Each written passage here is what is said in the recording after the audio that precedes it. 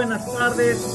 Reciban un cordial saludo y sean bienvenidos a este nuestro séptimo programa digital Encuentros del Banco Central del Ecuador durante su segunda temporada en este mes de marzo del año 2021.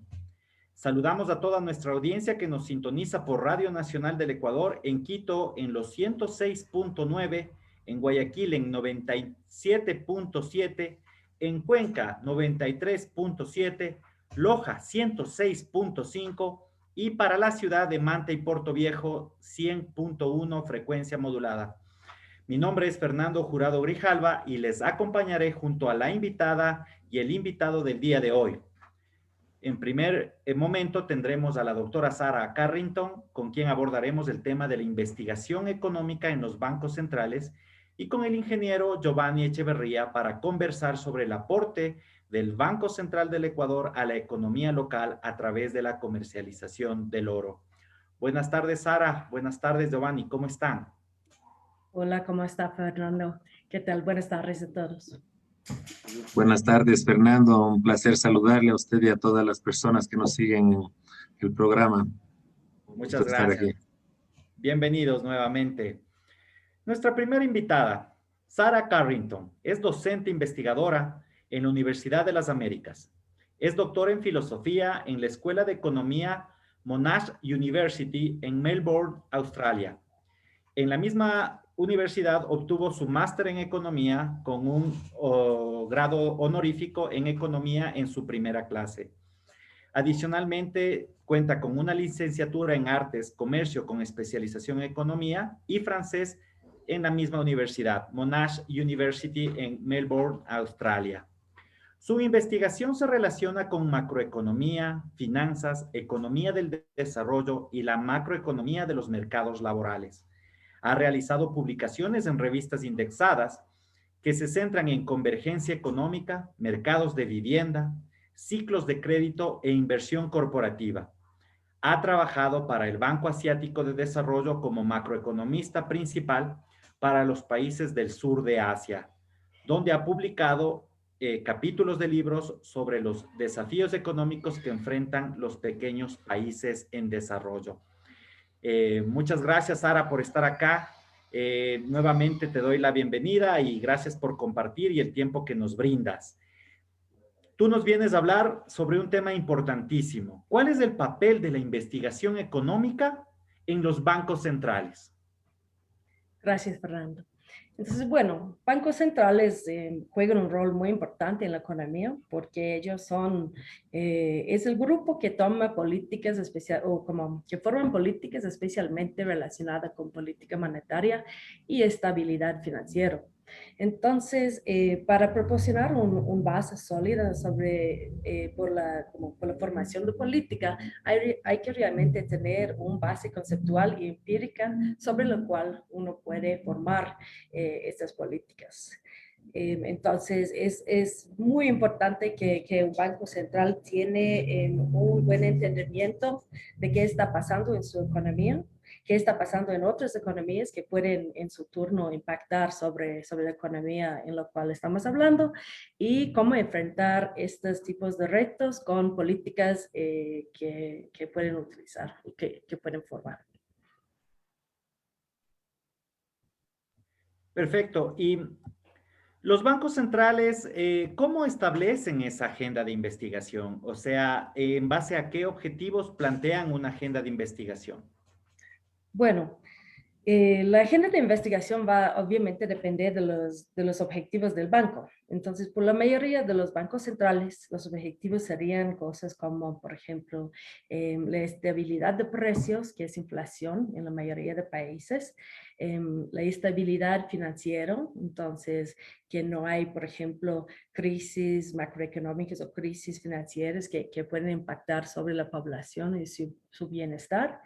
Y para evitar estas cosas, también los bancos centrales muy frecuentemente están involucrados en la supervisión de bancos privados mismos. Entonces, es un enfoque un poquito más microeconómico que trata de controlar las actividades de los bancos los bancos privados en términos de su toma de riesgo y cómo ellos manejan, por ejemplo, su liquidez y el tipo de crédito que ellos dan. Entonces, dado que esos son los retos o los objetivos de un banco central, una agenda sobre investigación en un banco central debería estar enfocado justo en tratar de fortalecer el entendimiento de estas cosas. Entonces, por ejemplo, en la mayoría de los bancos centrales siempre van a tener un grupo que es más macroeconómico y más enfocado en la política monetaria y esta parte puro. Entonces, eso puede estar, por ejemplo, relacionada con entender los patrones de inflación en un país, modelizar o hacer un tipo de forecasting, pero no sé la palabra en español, para entender qué puede pasar en el futuro y tener un buen entendimiento de los patrones del ciclos de negocios dentro de este país. Entonces, este grupo debe ser populado con investigadores que son muy fuertes, por ejemplo, en términos de modelización económico y también con un entendimiento de cómo las cosas que puede pasar en la economía afecta a esta economía específicamente, al nivel muy macro. Y después hay que tener un grupo de investigadores que se enfocan un poquito más en cómo el sector financiero, por ejemplo, los bancos, las instituciones financieras, hasta la bolsa de valores, pueden impactar sobre la estabilidad de la macroeconomía. Entonces, ¿qué quiero decir cuando digo eso? Por ejemplo, si hay un shock de liquidez, o sea que podemos decir, no sé, hay una reducción en el precio de petróleo en un país, por ejemplo, hay menos ingresos que entran al país y por eso hay menos liquidez en el país. ¿Cómo los bancos van a reaccionar a este tipo de escenario? Y por eso, cómo eso puede impactar sobre el sector real. El sectorial siendo las empresas, las personas que trabajan, los consumidores. Y para evitar un tipo de riesgo que puede impactar sobre todo el sistema. Estos tipos de personas tienen que tener un enfoque un poquito entre el macro y el micro, porque tienen que entender el comportamiento de los bancos y las instituciones y también entender cómo eso impacta sobre el sector real. Y después tenemos estos que van a estar más enfocados obviamente en controlar los bancos, en cuánto riesgo toman. Por ejemplo, si están dando demasiado crédito a un sector o si están dando demasiado crédito a un grupo de personas que no pueden repagar, por ejemplo, o si hay algún otro riesgo que están tomando o que no están enfrentando ellos, este grupo va a estar más enfocado en el manejo de este tipo de monitoreo y también regulación. Entonces, los tipos de investigación que podemos imaginar en un banco central primariamente sería en la parte más fuerte relacionada con estos retos o estos objetivos del banco central. Muchas gracias, Sarita. Tú habías mencionado algo muy importante, la conformación de estos equipos de investigadores. ¿Cuál sería, en una visión del deber ser, una composición mínima de estos departamentos de investigación económica en un banco central? ¿Es necesariamente que todos sean economistas?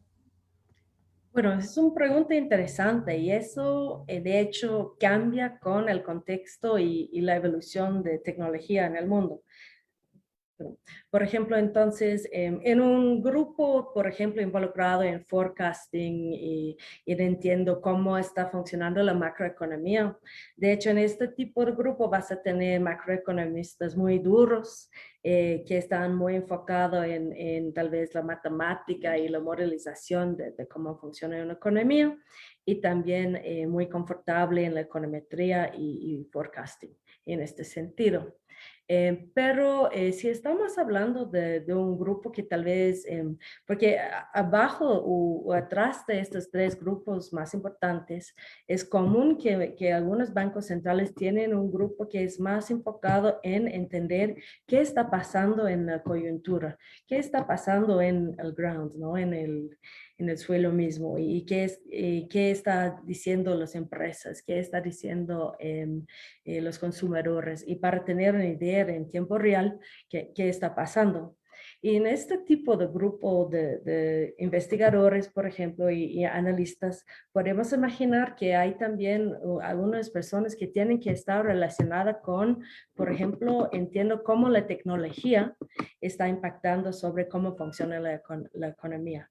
Por ejemplo, doy un ejemplo de una cosa que está más y más prevalente recién, que muchos hablan de cryptocurrencies o Bitcoin y cosas así.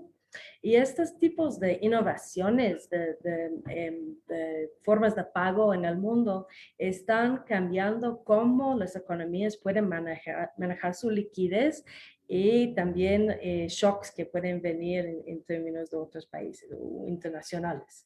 Entonces, en este sentido, con estos tipos de evoluciones de tecnología, podemos imaginar que va a estar más y más común que en los bancos centrales vamos a estar integrando científicos o personas que trabajan, por ejemplo, con inteligencia artificial o sistemas complejos que vienen no sé, puede ser biología u otras disciplinas que pueden estar muy útil en cómo, por ejemplo, analizar la economía. Porque al final la economía es un tipo de organismo que se interactúa con todas las partes dentro de sí mismo. Entonces, esos tipos de personas que traigan otro tipo de visión sobre cómo interaccionan los componentes de un sistema y cómo podemos tener una idea de cómo puede pasar en el futuro, pueden estar muy útiles en el tipo de grupo de investigadores en un banco central. También la historia siempre es un parte importante de la economía. Decimos, si no entendemos la historia de la economía, no aprendemos nada. Entonces, siempre hay que tener una mezcla de personas que puede dar puntos de vista diferentes para que no únicamente hay una visión que es muy, como decir, muy enfocado en una dirección, pero que hay siempre chequeos entre los investigadores mismos sobre la dirección que quieren tomar y las decisiones que se forman con la formación de política. Sarita, muchas gracias. En esta parte de tu respuesta, en esta respuesta has mencionado varios aspectos. La tecnología, la información, la historia, la composición de otras profesiones dentro de este equipo de estudiosos de la investigación económica y sus aportes, pero fundamentalmente señalaste algo que quiero que sea motivo de mi siguiente pregunta, pero a partir de una crítica, la coyuntura. La coyuntura muchas veces nos puede marcar mucho la agenda y puede modificar esa agenda de mediano, de largo plazo que puede tener una agenda de investigación. ¿Cómo sobrevivir a la volatilidad de la agenda? O mejor dicho, a la volatilidad de una agenda que está condicionada a la coyuntura. En este caso, yo te pongo un ejemplo, ahora quizás en este contexto de pandemia, los economistas están hablando mucho de las medidas trans-COVID, las medidas económicas que nos ayuden a sobrellevar el COVID y las medidas post-COVID. Pero creo que hacemos borrón y cuenta nueva de otros temas estructurales o de otros temas que venían antes de la pandemia y que podían haber tenido una lógica de funcionamiento que perdura y que todavía no encontramos soluciones. Entonces, mi primer punto sobre esto es una crítica. La agenda muy condicionada a la coyuntura puede ser un obstáculo para esas grandes líneas de investigación que puede tener un banco central. ¿Cuál es tu punto de vista al respecto? Sí, entiendo bien tu pregunta y es una cosa que de hecho es un tema muy común cuando hablamos del rol del Banco Central. Entonces, un rol de un banco central normalmente es de tener una visión que va más allá que el ciclo electoral, por ejemplo, que va más allá que las necesidades que tenemos en estos 2, 3, hasta 3 años. Porque el rol del Banco Central es de manejar la estabilidad de la economía, que en su turno depende de cómo estamos manejando los balances de cosas en ese momento. Entonces, para evitar este tipo de visión miopia que puede tener muy comúnmente, por ejemplo, en las partes del gobierno que está muy enfocado en la coyuntura, el Banco Central debería tener una visión mucho más de largo plazo. Y es como tienes como ciclos que pueden estar arriba o abajo, pero al final la estructura de la economía abajo tiene sus trabajadores que tienen estas habilidades, tiene el nivel de capital que estaba utilizando en este sector y este sector y este sector, tiene estos recursos que estamos utilizando. Al final, el Banco Central tiene que tomar en cuenta dónde está la dirección y las posibilidades, las probabilidades de dónde puede ir la economía en el largo plazo. Y el riesgo de no hacer eso sería, por ejemplo, de jugar con, por ejemplo, bueno, tenemos COVID ahorita, por ejemplo, y eso dice que tenemos que estimular la economía. Pero imagínate si decimos que, bueno, vamos a estimular la economía, vamos a incentivar que los bancos, por ejemplo, dan mucho crédito a la gente para que ellos puedan comprar y invertir en nuevos negocios y eso va a estimular empleo y todo eso, que está bien.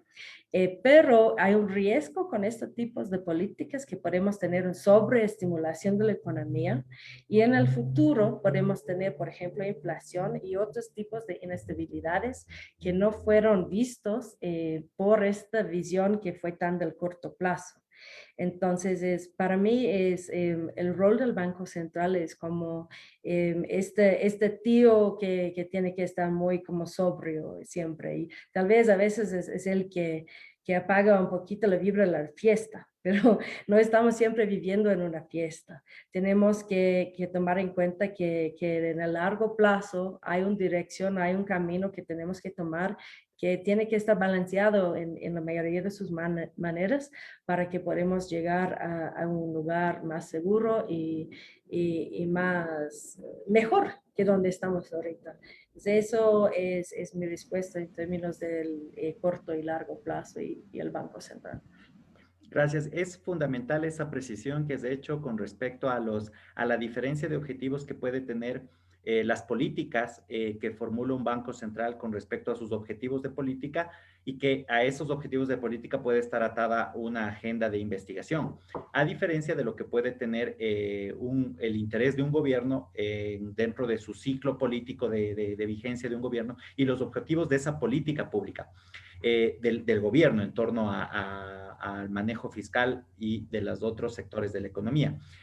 Con este propósito trato de unir esta respuesta con este comentario y un comentario pregunta que nos hace un compañero que nos está acompañando en la transmisión, el señor Patricio Villamar, y nos menciona lo siguiente: toda investigación económica, tanto a nivel macro como micro, debe estar proyectada en una línea de tiempo y evaluar los impactos de esta investigación en las políticas económicas implementadas dentro de la política pública.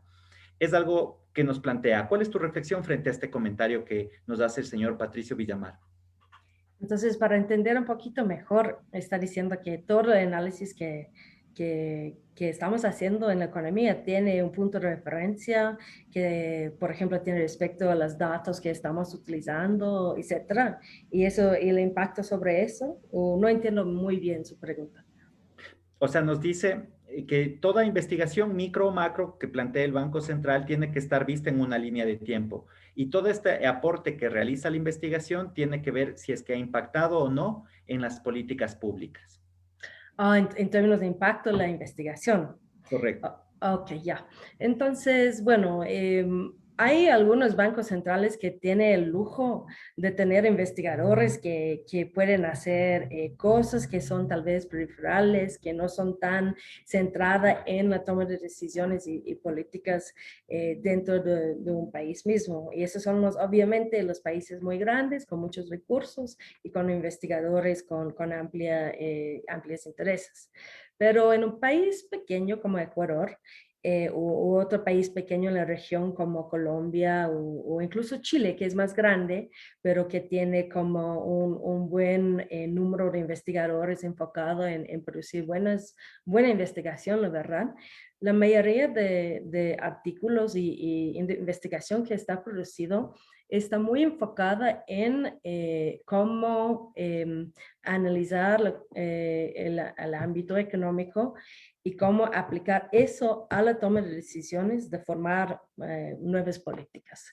Entonces, en mi opinión, un buen equipo de investigación en un banco central tiene que producir investigación que es relevante, que puede informar la política y que también es como divulgado o compartido con la comunidad académica, también con la sociedad, con el gobierno, para que también es transparente.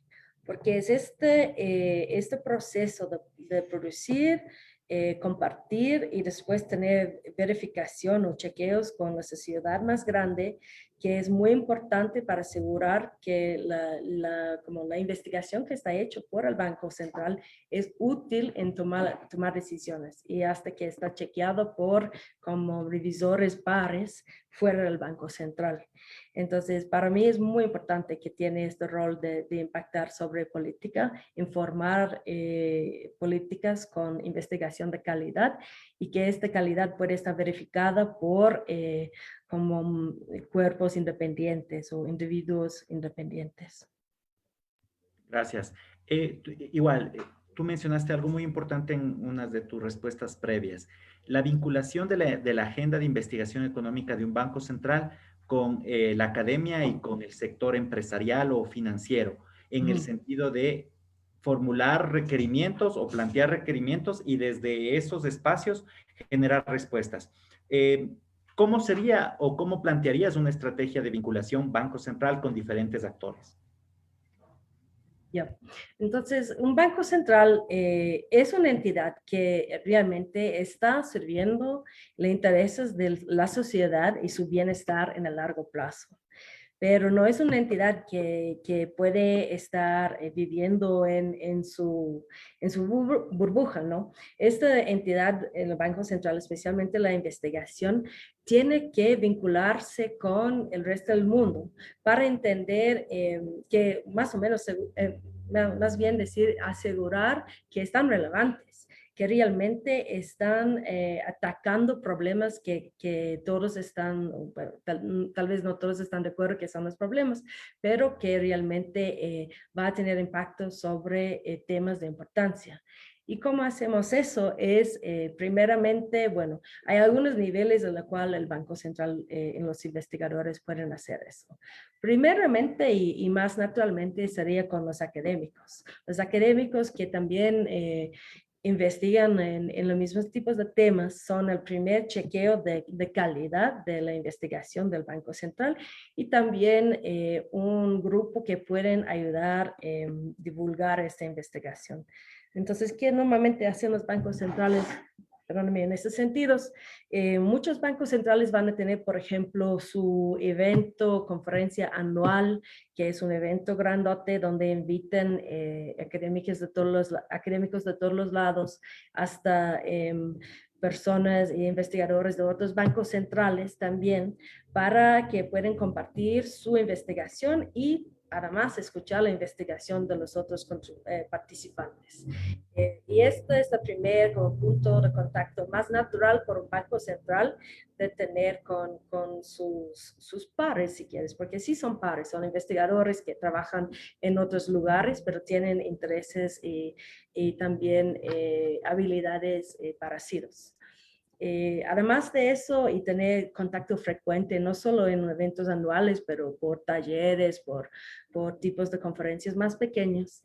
El Banco Central también tiene un rol en tal vez hablar con los empresarios y los grupos, en inglés se llama stakeholders, pero grupos representativos en la sociedad para entender realmente qué son los problemas que ellos enfrentan, porque a veces ellos pueden estar los primeros que pueden identificar un problema en qué está pasando, por ejemplo. Si hablamos con un grupo de empresarios, tal vez ellos están marcando un problema en términos de, no sé, un tipo de insumo que están tratando de importar desde fuera, o con un tipo de producción que no está produciendo bien en el país, o alguna cosa así que puede causar problemas en la producción.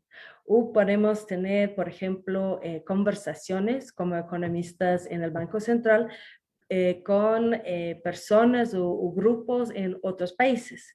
Es de hecho muy importante tener contacto con dentro de un banco central con bancos centrales de otros países y grupos de otros países para entender cómo estos países o estas economías están progresando y qué riesgos podemos enfrentar si estos países, por ejemplo, están sufriendo un shock o algún problema.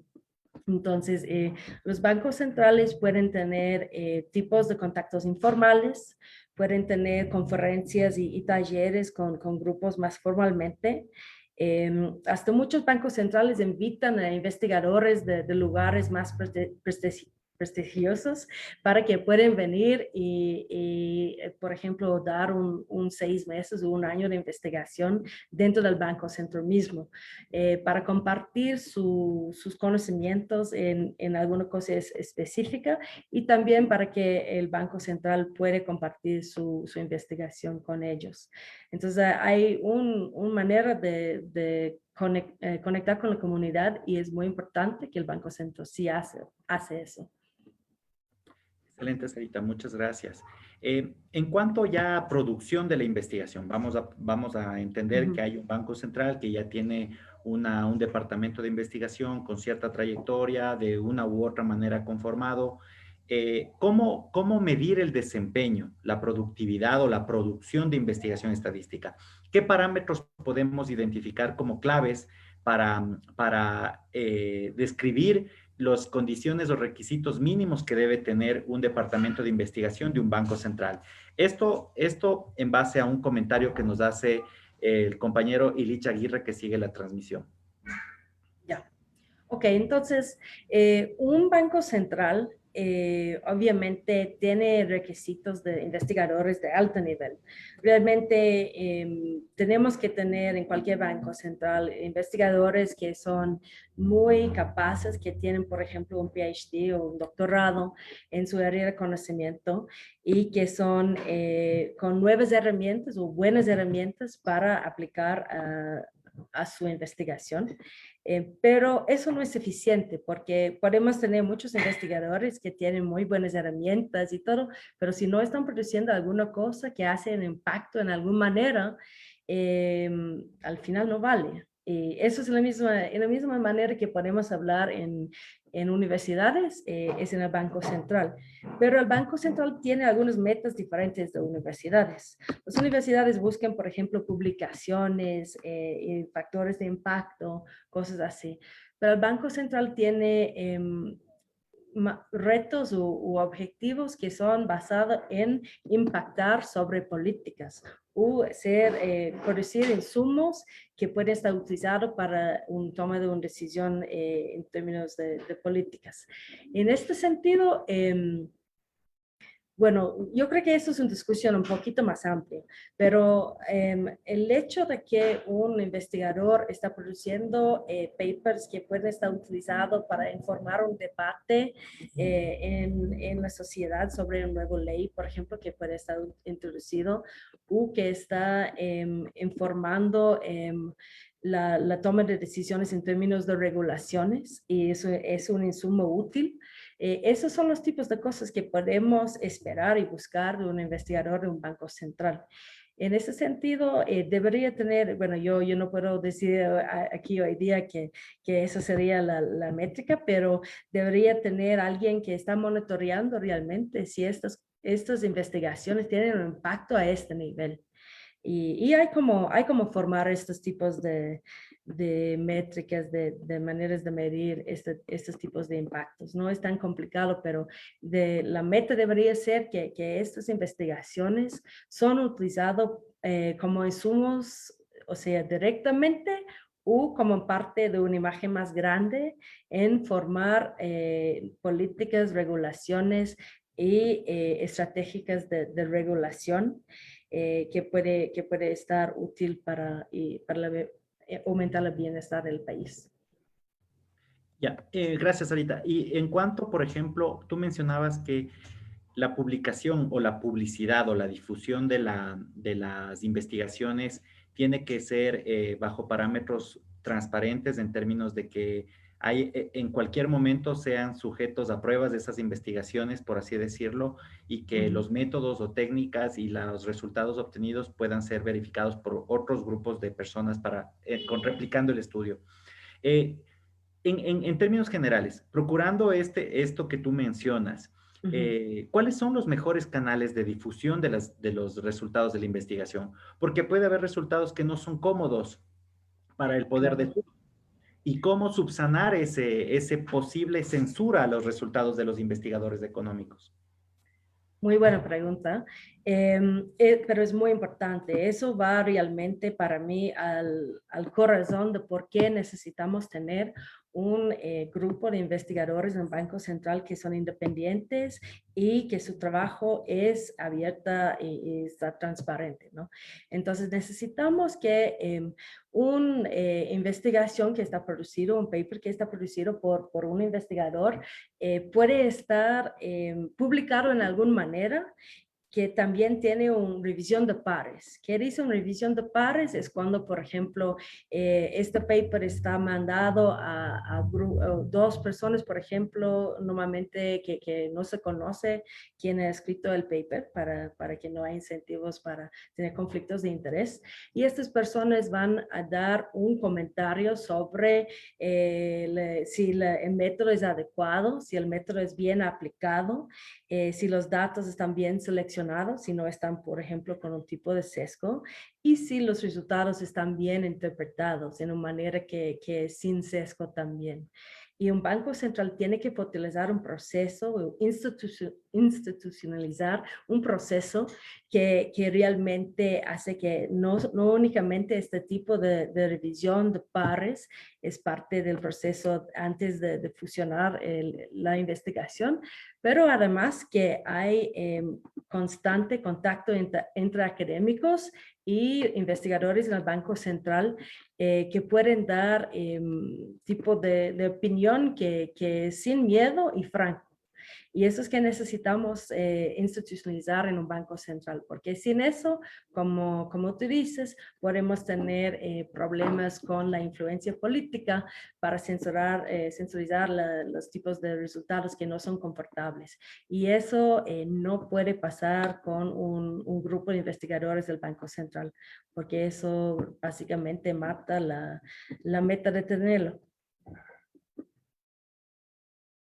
Sarita, nuevamente, tú habías mencionado algo muy importante en esa segunda respuesta y vinculabas con los temas que ha ido preguntando, con la academia, con la tecnología, con el manejo del Big Data, pero hay algo importante que mencionaste y es transversal un poco a tu respuesta, a tus varias de las respuestas, el tema, el papel de la historia. ¿Investigamos para conocer qué pasó o investigamos para prever qué puede suceder y qué medidas debemos tomar? O sea, estamos hoy, ¿cuál es el balance en esa agenda de investigación? Es una pregunta muy interesante para un economista, porque los economistas trabajan con datos que ya estaban recopilados de la historia y tratamos de utilizar estos datos para prevenir cosas en el futuro.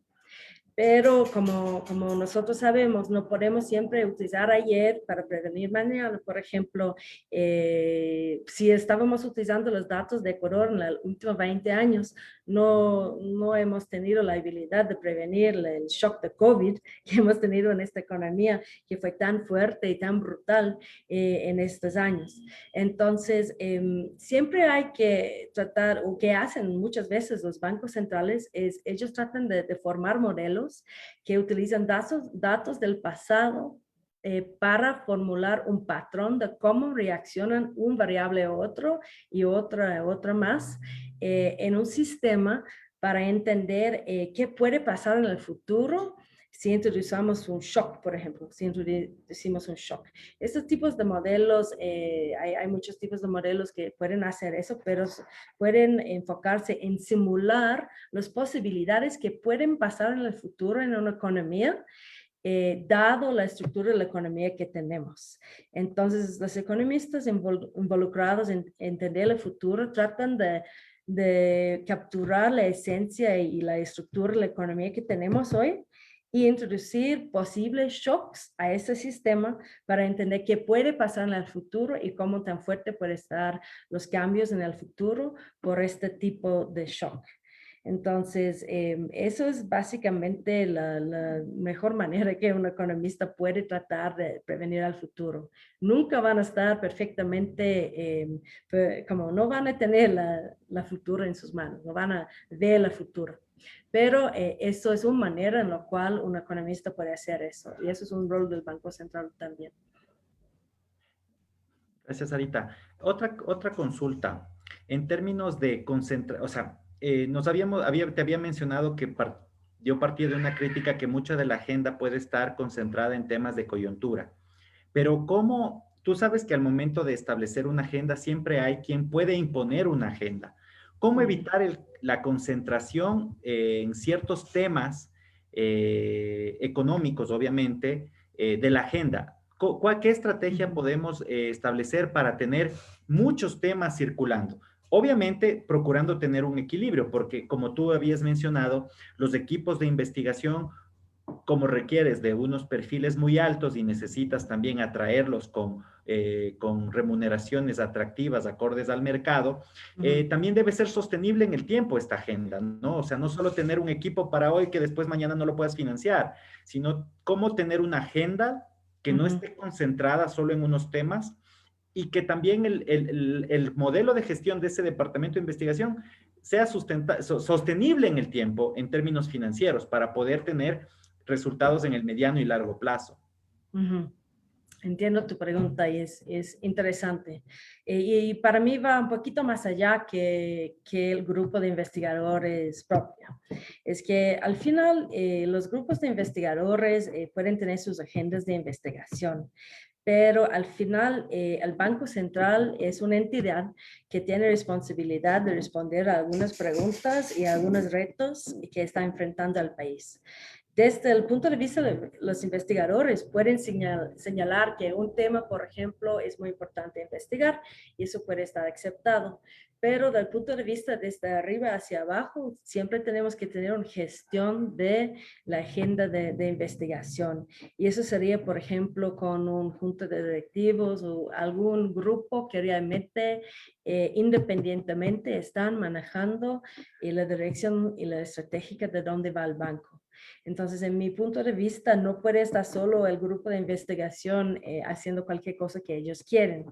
Seguramente quieren muchas cosas para investigar. Los investigadores son muy apasionados con su investigación, pero siempre tenemos que tener como reglas y parámetros que pueden cambiar en tiempo con las necesidades, pero que son muy fijos en cualquier tiempo para que no hay como un desgasto de recursos que no realmente merece. Entonces, como cualquier otra parte del Banco Central, es una entidad que tiene responsabilidades en servir la sociedad en lo general y su bienestar de largo plazo. Y por eso tenemos que tener un acuerdo puesto por el grupo que está manejando el Banco Central, un grupo, espero que está independiente, que no tiene intereses políticas ni nada de eso, que son informados y inteligentes en términos de qué está pasando en la economía, que puede imponer un poquito la agenda, que puede cambiar tal vez cada 5 años, depende de las necesidades, pero que está bien puesto y bien fijo. Eso es una cosa importante de un banco central que es independiente. En términos de presupuesto, fue su otra pregunta. El presupuesto realmente es una pregunta de cómo quiere competir y cómo tan bueno quieren los investigadores. Los investigadores buenos, al final, tristemente, a veces se van donde se paga lo mejor sueldo. Y hay mucha competencia en el mundo por buenos investigadores. Entonces, un parte del presupuesto sería con quién queremos competir y cuál nivel de investigador queremos. Pero también hay una manera de traer investigadores jóvenes muy buenos, muy informados, con muy buenas herramientas, que tal vez son ecuatorianos que estaban estudiando fuera y que pueden tener mucho interés en querer promover el progreso en el país de Ecuador. Y eso ellos pueden estar mezclados con algunos investigadores, pocos, pero con experiencia para dirigir y liderar el equipo. Yo creo que esa sería una manera más eficiente para formar un grupo de investigadores en Ecuador, en un país así, un país pequeño que necesita un grupo de investigadores. Uh-huh. Importantísimo lo que mencionas y con esto quisiera hacerte la última pregunta. Estas redes de colaboración o redes de ayuda para soportar la investigación entre varias entidades, por así decirlo. ¿Qué sucede con las redes de investigación a nivel de bancos centrales? ¿Cómo plantear o cómo insertarse dentro de ese circuito de investigación a nivel regional o global? De hecho, ser un banco central ayuda mucho, porque de hecho que sea un banco central, el banco central de hecho siempre va a estar invitado a un grupo grande por ejemplo, en una conferencia de un grupo grande de investigadores en un banco central. Y es como cualquier otra red que tiene que formar. Una vez que conoces a algunas personas y ellos conocen otros, etcétera, ese es un proceso como autosostenible. La inserción de un grupo de investigadores de cualquier universidad con otras personas no es tan fácil, pero teniendo un nombre de Banco Central atrás del grupo de investigadores ayuda bastante en tener acceso a otros grupos. Y puede empezar regionalmente, Colombia, Perú, Chile. De hecho, estoy segura que ellos tienen, de hecho, un interés en como hacer mentoring de nuevos grupos que quieren entrar en estas redes, porque al final la estabilidad monetaria y económica de los países vecinos, por ejemplo, es un meta que todos compartimos entre los países. Todos queremos tener vecinos con economías fuertes y estables. Entonces, yo creo que en ese sentido hay incentivos que son mutuales, que puede estar como explotado para insercionarse en un grupo, una red de profesionales en los bancos centrales. Excelente, muchas gracias por tu tiempo y gracias por compartir tu conocimiento y brindarnos este espacio en encuentros, en nuestro 7º programa de nuestra 2ª temporada, mi estimada Sara. Te agradezco mucho tu participación. Muchísimas gracias, Fer, un placer. Gracias. Voy a continuación, antes de pasar a nuestra cápsula informativa Noti Encuentros, que semanalmente nos cuenta las principales noticias económicas nacionales e internacionales, voy a dar paso a los saludos destacados el día de hoy. Muchas gracias por seguirnos y acompañarnos en este programa. A Patricia Torres, a Daniela Alejandra Guerrero, a Patricio Villamar, a Ilich Aguirre, a Verónica Valencia, a Marcela Guachamín, a Walter Loarte, a Marcelo Armijos, a Carlos Yandún, a Janet Villavicencio, a Jean-François, a Isabel Santamaría, a Leonela Rivera, a Nixon Torres, a Carla Mera, a Iván Jacome, a Marcelo Castro, a Carla Torres, a Gina Torres y a Katy Llanes. Gracias nuevamente por acompañarnos. Les recordamos que nuestra revista Cuestiones Económicas lanzó la convocatoria para artículos de investigación de su edición especial que aborda la agenda de reformas económicas post-COVID-19 en el contexto del Ecuador. Pueden enviar sus trabajos hasta el 15 de abril y consultar las bases en nuestra página web institucional. Adelante, por favor, con el Noti Encuentros. Muy amable, Paola.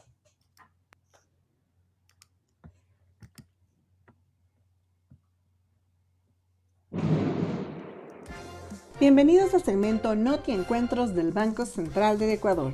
A continuación, revisaremos las noticias de interés nacional e internacional de esta semana. En noticias nacionales, Gobierno digitalizó el 77.48% de trámites en línea. En 2020, 8 de cada 10 trámites de instituciones públicas se realizaron en línea, lo que significó un ahorro al país de aproximadamente 150 millones de dólares. Esto permite una administración pública más eficiente y la optimización de tiempo y dinero en beneficio de los ciudadanos. Pese a pandemia, el transporte aéreo de flores fue el segundo mejor en 8 años. La exportación de flores ecuatorianas a través de transporte aéreo tuvo un buen desempeño en la temporada de San Valentín. En el aeropuerto Mariscal Sucre de Tababela, la actividad ha representado la segunda mejor temporada de San Valentín desde el año 2013. En noticias internacionales, México se convirtió en un oasis para turistas internacionales en medio de la pandemia. Miles de turistas internacionales, especialmente desde Estados Unidos, han viajado a México en la pandemia, gracias a sus casi inexistentes restricciones por coronavirus para ingresar vía aérea a este país. El turismo es una de las principales fuentes de ingresos en México. Bukele lidera comicios en El Salvador y apunta a tener mayoría parlamentaria. Los salvadoreños acudieron a las urnas el domingo para elegir nuevos legisladores y alcaldes, en una votación que podría darle al presidente de El Salvador, Nayib Bukele, el control del Parlamento. Hasta aquí la información. Espéranos la próxima semana en Noti Encuentros. Adelante, Fernando.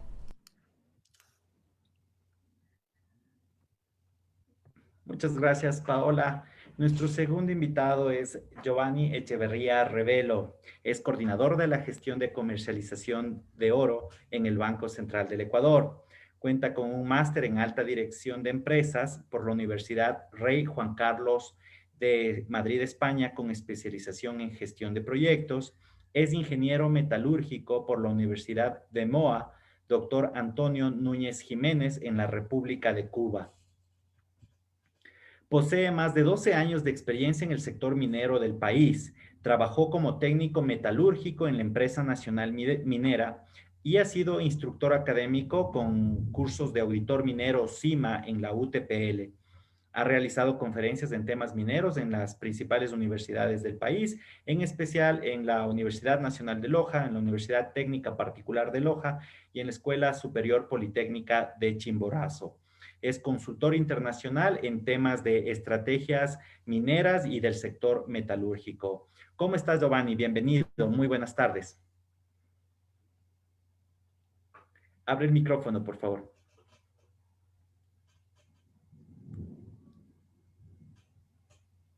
¿Cómo estás, Giovanni? Buenas tardes. Un gusto, Fernando, compartir este momento en Encuentros Banco Central. Gracias. Tú nos cuentas el día de hoy cuál es el aporte que el Banco Central hace a la economía local a través de su programa de comercialización de oro. Cuéntanos un poco, por favor. Bueno, Banco Central, por medio de la gestión de comercialización del oro, realiza la compra de la producción a los pequeños mineros y mineros artesanales legalmente constituidos. Buscamos nosotros, mediante la comercialización, fomentar el desarrollo, el impulso productivo y el dinamismo en la economía ecuatoriana. Toda vez que el sector es una de las actividades generadoras de empleo, nosotros incentivamos a los actores mineros a que se registren en nuestros sitios web, en los que contamos con información de referencia para que ellos puedan de una manera muy sencilla registrar sus datos y nosotros poderlos validar para después calificarlos como agentes económicos. Así buscamos nosotros el fomento del desarrollo en la economía de los sectores de manera especial que son de áreas de influencia directa en los proyectos mineros del país. Muchas gracias. Y a manera informativa, ¿cuál es el proceso que debe seguir un pequeño minero o un minero artesanal o un comercializador que todavía no está calificado en los proveedores de oro del Banco Central? ¿Qué es lo que debe hacer? Es importante de manera especial que visiten nuestra página. En la página del Banco Central del Ecuador contamos con un link que habla sobre la compra de oro.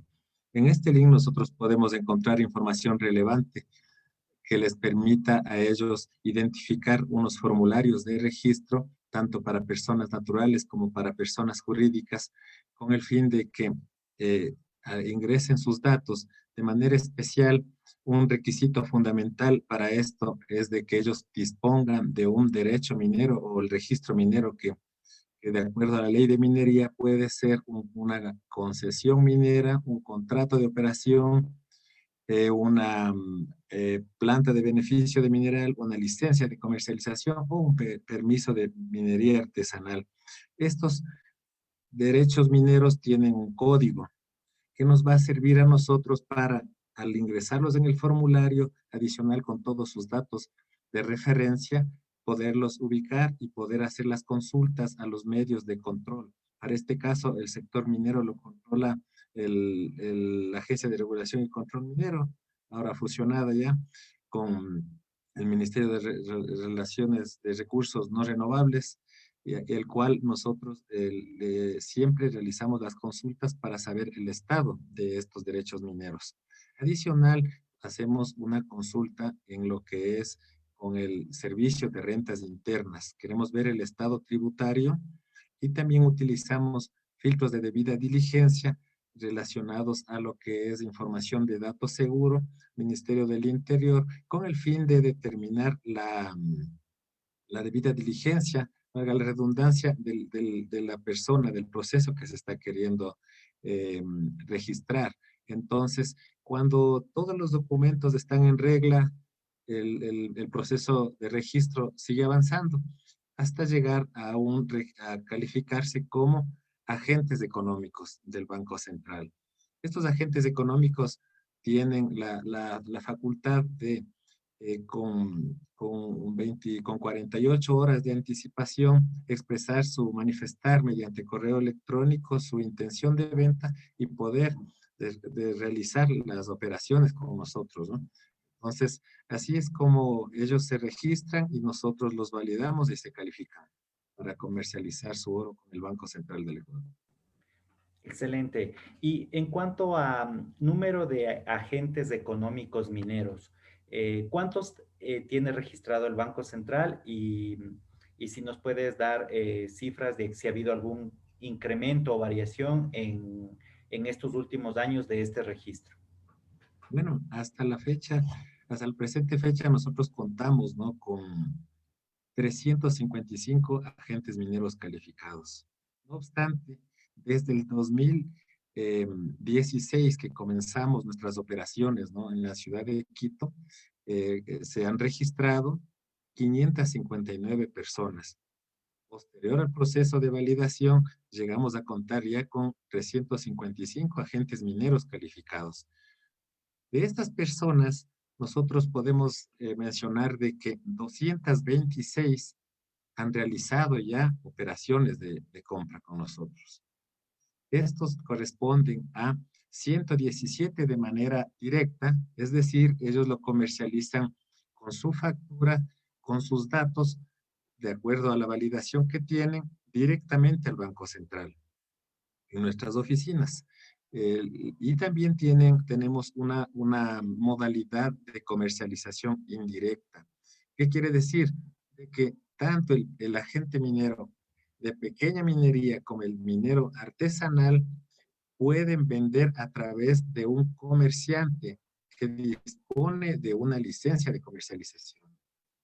Él a su vez, para registrarse y para validarse, tiene la facultad de validar a todas las personas que los compre.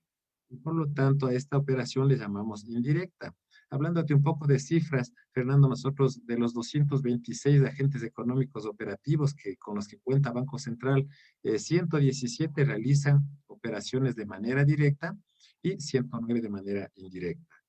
En lo que tiene que ver como una distribución de lo que es la porcentual de estos agentes económicos, hablamos más o menos de una concentración del sector de pequeña minería de un 78%, los comerciantes, ¿no?, que son los que disponen de la licencia de comercialización, ellos alcanzan un 14% y un pequeño pero representativo 8% respecto a lo que son los mineros artesanales. Este ha sido un reto, pues comenzamos con 1, con 2 en el 2016, pero hasta la fecha han llegado a, a validarse y a efectuar operaciones aproximadamente 10 mineros artesanales. Eso nos demuestra de que estamos creciendo y que estamos llegando al territorio como tal. Excelente. ¿Y cuál es el grado de transferencia de esta política de inversión? O sea, ¿cuál es un monto total al que hemos negociado con los pequeños mineros a nivel como Banco Central? ¿Cuál ha sido un monto de las compras que hemos realizado en todo este sector? Perfecto. Desde el 2012 que comenzamos nosotros las operaciones, Banco Central, hago un poco de historia, ¿no? Banco Central comienza las operaciones en el 2012 con un convenio suscrito con la empresa nacional minera, INAMIEP, para comercializar el oro que ellos proveniente de los contratos de operaciones que tenían en el sector norte, en la provincia de Esmeraldas, del cantón Eloy Alfaro, en el sector sur, en la provincia de Zamora, en el cantón Paquilla y el sector de Conhuime. El oro que provenían de los contratos de asociación que tenía la empresa nacional minera, los llegaba a vender al Banco Central.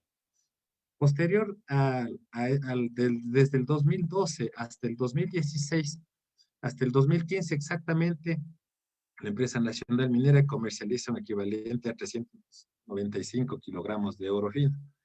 No obstante, a partir del 2016, el Banco Central comienza con su apertura en la oficina de comercialización en Quito y lógicamente desde el 2018 en Machala. Esta actividad va creciendo, ¿no? Llegar al punto en el que puedo hablarte de una cifra de inversión desde el 2012 hasta el 2021, aproximadamente de 291.97 millones. Esto equivale en oro a 6.582.41 kilogramos de oro. Estamos hablando más o menos de 6.5 toneladas. Tenemos un dato muy importante de crecimiento, el que se refleja en el año 2021, que hasta con corte, ¿no? A febrero del 2021, las oficinas de comercialización de oro del Banco Central han invertido ya 25.59 millones. Es decir, hemos comprado aproximadamente 438.72 kilogramos de oro. Esto demuestra de que las operaciones siguen creciendo, el agente minero sigue confiando en el Banco Central y estamos aportando a la formalización del mercado, que es lo que se busca también con estas actividades. Excelente, excelente este punto que mencionas, porque no solo es la formalización del mercado, sino también una estrategia de inclusión económica, de inclusión financiera de estos agentes y también una política de precio justo. El Banco Central promueve una política de precio justo en el sector minero. ¿En qué consiste, por favor, y por qué es beneficiosa para la gente? Bueno, la política de precio justo que nosotros le hemos considerado tiene varios elementos, ¿no? El principal es de que manejamos precios justos porque manejamos la onza Troy internacional y los tiempos de operación son justos.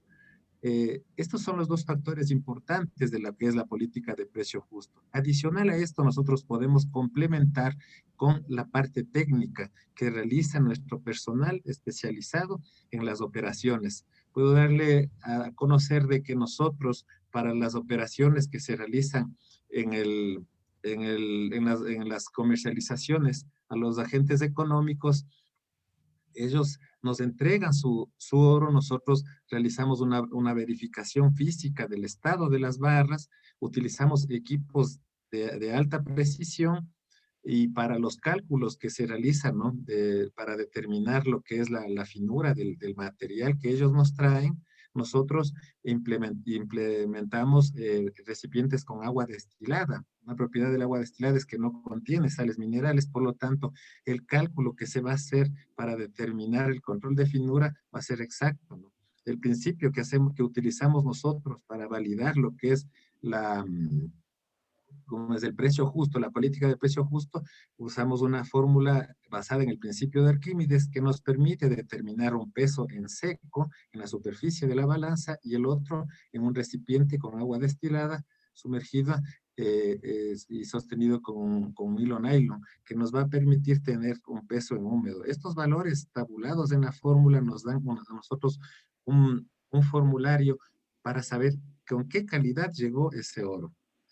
Seguimos manejando la política del precio justo en el aspecto operativo, porque nosotros llegamos ya a realizar la fundición de este material que nos han traído los mineros. Para eso utilizamos, en dependencia de las cantidades, utilizamos crisoles de arcilla con los cuales nosotros, posterior al trabajo que hacemos de fundición, de existir algún remanente, nosotros devolvemos ese crisol. Es decir, con nosotros no se queda nada, ¿no? Usamos agua destilada para darle exactitud al proceso, equipos de alta tecnología. En la fundición entregamos al final el recipiente o las ollas que se las conoce comúnmente, con el fin de demostrar la transparencia en las operaciones. Avanzamos con este trabajo, volvemos a determinar el proceso de lo que es la finura para ver cómo quedó esa barra y siempre garantizando de que lo que trajo el minero, comprobado, el oro que contiene, es eso lo que nosotros tenemos que entregarle. Para eso hemos hecho muchos esfuerzos en implementar tecnología y también en prepararnos, en practicar y en desarrollar experiencia, lo que ha hecho que nosotros al final celebramos un formulario que nos permite establecer todos los parámetros y que el minero ha llegado a aceptarlos con una manera muy propositiva y en base a eso es de que celebran una factura y llegamos al área de pago. En el área de pago igual, tratamos de manejar los pagos en tiempos cortos con el fin de que el minero vuelva a invertir el costo de su producción y que nos vuelva a visitar en las próximas días, ¿no? Así lo manejamos la política de precio justo, estimado Fernando. Excelente, Giovanni. Cada día más cercano algún banco central con la gente, con la ciudadanía, aportando al desarrollo local a través de esta política de precio justo y de inversión en la comercialización del oro. Pero esto tiene una dimensión microeconómica, una dimensión local. Háblame de los aspectos macroeconómicos o del gran aporte que esta política de comercialización del oro impulsada en esta administración de Verónica Artola ha generado en términos de fortalecimiento de las reservas internacionales, porque recordemos que en diciembre o a finales del año 2019 se hizo un gran proceso de conversión del oro no monetario en oro monetario y que eso nos ha ayudado al fortalecimiento de las reservas. Cuéntanos de esos aspectos, por favor, para finalizar. Perfecto, con mucho gusto. En efecto, en el año 2019, esto para nosotros, las personas que trabajamos en la gestión del oro, corresponde a un hito, ¿no?, muy relevante. La gestión de nuestra señora gerente, pues fue la precursora de que desde el mes de abril comencemos con la elaboración de los términos de referencia, contactar las refinerías, luego de un proceso selectivo, ¿no? Llegamos a identificar la más idónea. La mayoría fueron de Suiza, que es donde están las refinerías de renombre, ¿no?, que forman parte de la famosa London Bullion Market Association, que es la que les da la certificación para ser refinadoras certificadas de oro de alta calidad. Entonces, nosotros emprendimos un proceso de certificación de nuestro oro. Nosotros, hasta ese entonces, puedo hablarte de que teníamos una inversión de 203.79 millones, de los cuales en una operación que llevó más o menos 10 días en Suiza, se llegó a refinar un monto aproximado de 5.4 toneladas de oro fino.